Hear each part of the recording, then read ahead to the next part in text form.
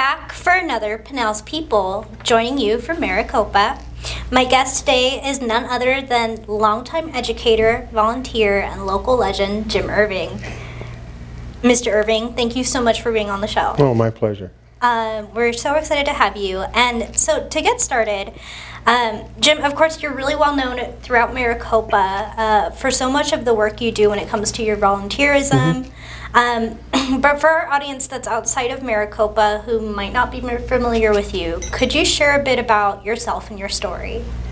Yeah, I lived in Maricopa. We moved here from Florida about 19 years ago, and really wanted to get involved in the communities. They were small at the time, and I don't golf or play pickleball, so I decided I'd do what I love, is doing some volunteer work, mainly with the kids. So got in touch with people at the school district and said I'd love to volunteer, and it started from there. And as the city grew, got to know more people, you know, I just sort of branched out to a lot of different activities, because that's sort of my background, and what I do is, you know, education, various things like that.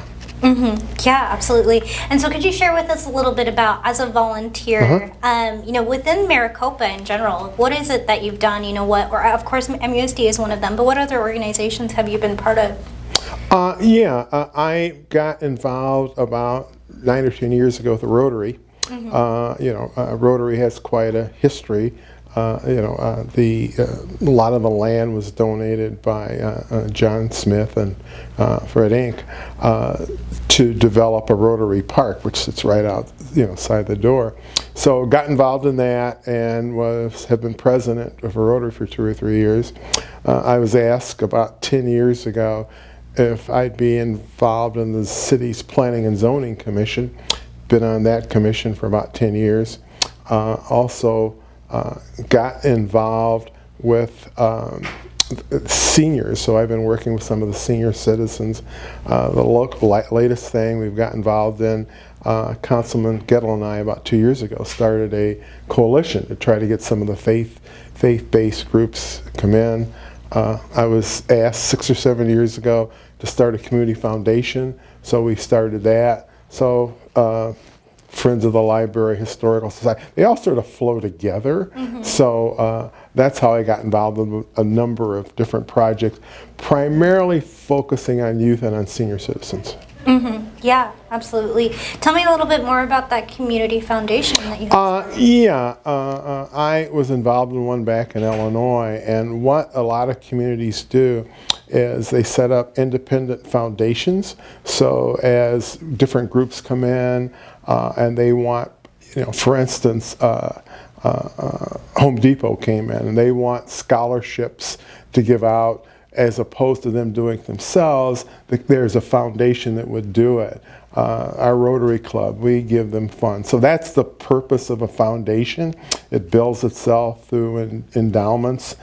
It's perfect for Maricopa because as new groups come in, developers, as opposed to 25 groups going to them, you just say, hey, give it to the foundation and we'll dole it out as you want. So that's the purpose of most community foundations in Illinois and here in Arizona. Of course, they usually tie in sometime with the indigenous tribes, because most states have a requirement that they give funds for community activities. So the foundation is just a real clearinghouse for nonprofits who provide service to the citizens. Yeah, that's incredible. So, it sounds, Jim, and it's obvious that you've done a variety of different, giving back efforts throughout Maricopa, and I'd love to hear from you, what's inspired you, or what's kind of lit that spark for you to, give back in so many different ways? Well, I think Maricopa, when we moved here, it was about 6,000 or 7,000. It's now approaching 80, and it's probably one of the most diverse communities, I think, not only in the state but around the country. And I think, again, as newer families moved in, it was just really exciting to see a community that was so accepting to people of different backgrounds, colors, ethnicities. And it was just fun to be a part of something growing that had that kind of concept. Same thing here with the school district, and their real push years ago for that kind of a background and what they wanted to turn out. So it's pretty easy, at least for me, to get enthused, be a part of that when it's positive. Yeah, absolutely. So if you had to pinpoint, what it might be, what would you say has been kind of the biggest motivation for you to be a volunteer? Oh, without a doubt, it's working with the school kids.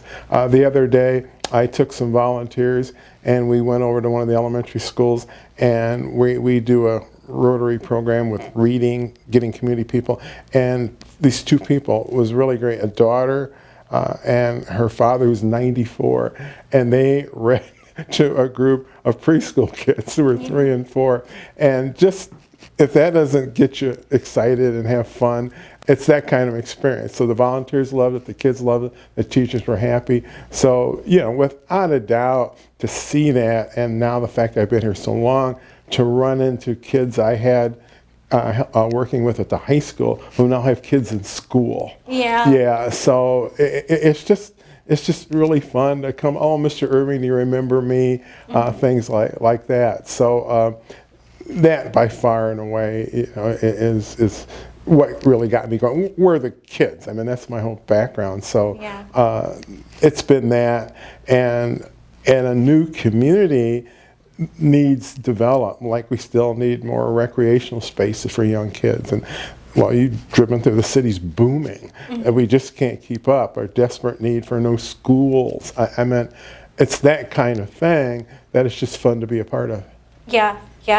And, so you actually had mentioned, that your background, of course, was in education. You were an educationer for about 35 years, is that correct? My background is really sort of interesting. I got my degree from Drake University and then went to grad school in Northern Illinois. But this was back in the late 60s and 70s. So when I graduated, we lived about 40 miles north of the city. Well, when I graduated, blacks couldn't get jobs in the suburbs. So I didn't really want to go into the city to work. So I started working for the Department of Corrections at the time as a teacher. So most of my education, actually teaching, was with delinquent kids. And I was a teacher, principal, worked my way up after a number of years to be state director of the Department of Corrections for juveniles. So a lot of my background was with at-risk kids. So, when I came to different schools, these are things I'd done for years, because, there are kids who have issues and needs. That's sort of what I did. So my background has always been dealing with kids like that and creating programs with kids like that. Yeah, that's incredible. And so, after 35 years, and when you guys came to Maricopa, what made you think, I still would love to volunteer with this district, I still would love to give back in that way? Well, again, like I said, I retired in Illinois about 1993. So it was the same thing. I needed other people, well, why don't you play tennis or golf? I'll do those things. So I volunteered back there at my wife's Montessori school and taught. From preschool all the way up to the university level. So, the issue was, I knew as a retiree, I had to do something to keep busy, and I just didn't have time to do little, let's go do this or that. I just needed a routine, and what better one, and where there was a need, it was school. So that's sort of what I do as a retiree. Other people, why don't you play guards? Why would I? So again, one day you'll reach that. And it's sort of, because I retired luckily with the state when I was 53. So what am I going to do with the rest of my life? That was what drove me, that I wanted to do something that I loved, and it needed to be meaningful. So that's how I really got involved, especially with schools. Yeah, that's beautiful. So as you think about your time in education, all of the volunteerism you've done, what would you say has been the biggest challenge you feel you've overcome And what would you say to encourage other people who might encounter similar challenges to help them overcome it? Well, I think there are a number of things for me personally. One is our society has so greatly changed from when I got out of school in the mid-60s to today. So it's that. I think, again, technology, I think social issues, I think career. Even 10 years ago, there are careers now that no one even thought would be there. The whole issue, our granddaughter is going to northern Arizona and she's majoring in hospitality, so she decides, well, I'm going to do the rest of my schooling, she's been for 2 years, online. Well, there weren't things like that. So how does education change to meet needs like that? People who want to work, an older group, changing career, technology, social issues. Education is an institution that's slow to change. I mean, again, whoever thought that there are an awful lot of students from high school on who would be doing stuff online now? Yeah. I mean, if you go to community college out here, Central Arizona, there might be 15 cars in the parking lot because nobody actually goes to class anymore. So I think it's the same thing in education, and we've done a good job here, is to adjust to the whole career technical part of it, because sitting in classrooms where teachers spit out, you don't do that anymore. It's much more student focused. So again, like what you're doing here, that's different. I think, again, with well, you're probably too young, but some of us remember the days when you got up and read your newspaper. Nobody does that anymore. So the whole issue of communication has totally changed. Yeah. I meant when we were talking the other day, when I grew up, you got your news off of CBS, NBC, or ABC. I mean, not anymore. So I think, again, how do you keep that changing environment? Also, the fact that kids are facing changing social issues, growth issues. How do you keep school relevant to reinforce them to want to go on? I meant families are just different today than they were 30, 40 years ago. So all those things, I think, to me, are great challenges for any social organization. Schools, churches are finding have the same issues. Their populations are diminishing unless you go to mega churches now. I mean, or churches who are multimedia. I mean, it's just different, I'm also involved at our local church, and one of the things I tell them, well, one of the books I really love is by an author, it's called Jesus Has Left the Building. Church has got to go out. People aren't going to come in anymore. So those are some of the challenges I think schools, churches, city governments, media people are facing, because if they don't, they're not going to exist. Yeah, absolutely. So when you think about everything you've accomplished and all your time giving back, what do you hope, and you kind of reflect on, like we were saying, some of those challenges, what do you hope other people take away from your story? Well, I think what I hope people would take away from my story is, number one, you need to develop your own story. You need to develop what your own gifts are, and I guess the spiritual part of me says, then you should have some commitment to share those gifts. I mean, that's what it's all about, And I think, again, we're all blessed to come into this world and to get up every day. And to me, one of the things is that find out, we use the term, who am I, where am I going, and how do I get there? Well, that's sort of what you do. How do you develop your walk? How do I help you develop your walk? It's got to be yours, can't be mine. And I think, again, so I'm hoping people take out of it that, growing up in the 40s, 50s with, again, I was a sophomore in high school, and segregation was still legal in this country, but I'm still sitting here. So I think, again, don't let any of those things get you down. I meant today, immigration. Doesn't make any difference. Where you can still do it if you have, what you want to do, how am I, where am I going, who am I, because nobody can take that away from you. So that's sort of what you try to pass on, especially young kids, is, that was so much fun with the preschoolers. They're smiling and they're happy. That's what we want in school. Mm-hmm. If you're 4 years old and you're happy to be there, you got a huge leg up. Yeah. Our job is to keep them smiling and keep them happy and keep them focused for the next 14 years. Yeah, absolutely.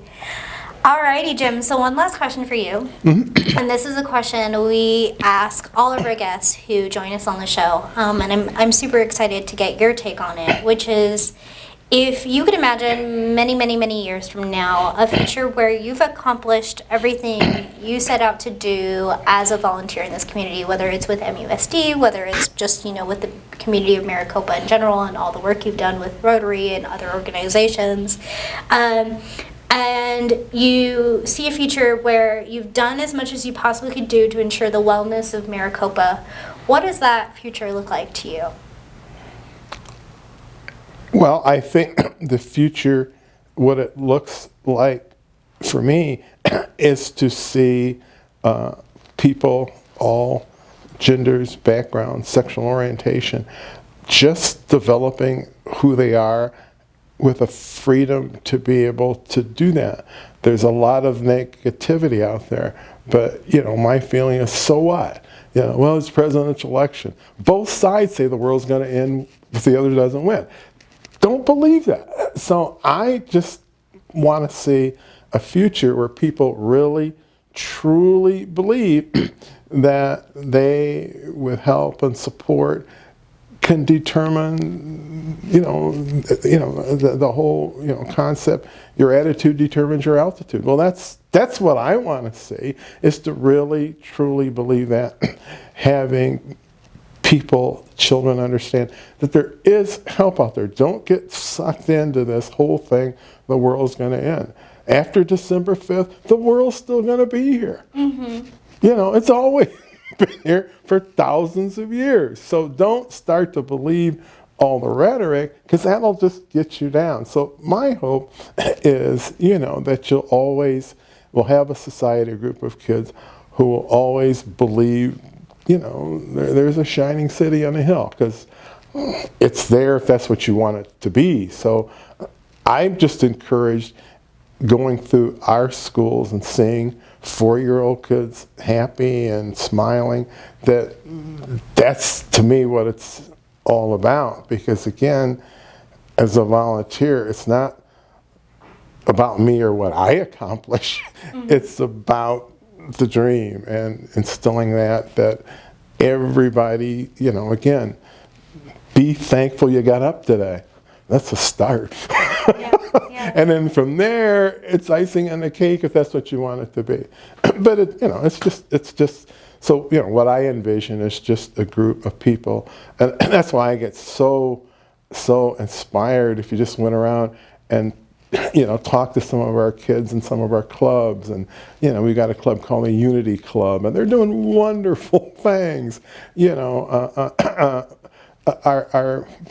of the ethnic clubs. So that's what I inspire, and that's what keeps me going, and that's the vision I have, that it can be a wonderful place if we just dream and want it to be, and not get sucked down by the negativity. Because again, I'll be glad when the election is over, because I got a hunch the sun's still going to come up on November 6th, people. Mm-hmm. Mm-hmm. Yeah. And you can still go to the store and get bread and milk. Yeah. So if you believe that, then you realize, that kind of thing. But you've got to put some effort into it. Yeah, that's incredible. Thank you so much. Oh, it's been a pleasure. Jim Irving, thank you. We loved having you on the show. Oh, being on and love the discussion.